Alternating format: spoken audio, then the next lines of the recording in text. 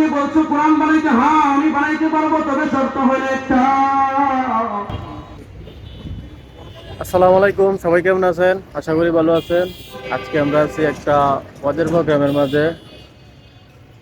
তো এটা হচ্ছে কাপাসিয়া, আর এখানে আমরা 20টা হরেন লাগামু। আর এটা হচ্ছে কাপাসিয়া বাস স্ট্যান্ড। তো এই দেখেন প্যান্ডেলটা।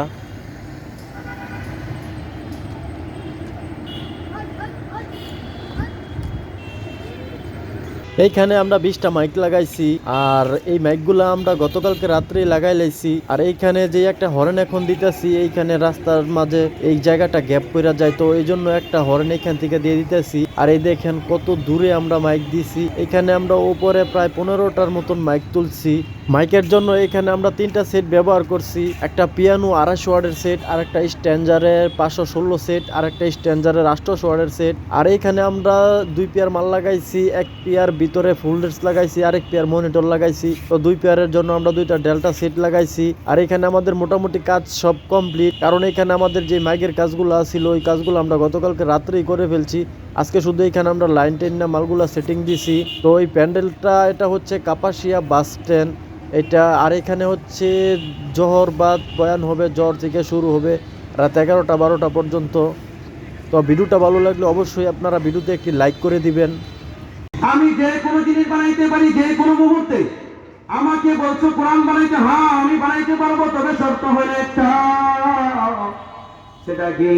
কয় শর্ত হলো যে একটু স্যাম্পল আমাকে দিতে হবে। কোরআনটা আমি বানাইবো, সেটা স্যাম্পল আমাকে দিতে হবে, না আমি বানাবো কিভাবে?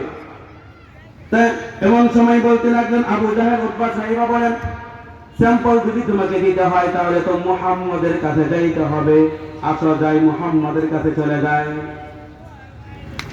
আল্লাহর বান্দা ওই কবিকে নিয়ে মুহাম্মদ সাল্লাল্লাহু আলাইহি ওয়াসাল্লামের কাছে হাজির হয়ে বললেন, মুহাম্মদ তুমি যে কোরআন তেলাওয়াত করো এটা আরেকবার একটু পড়ে আমাকে শোনাও।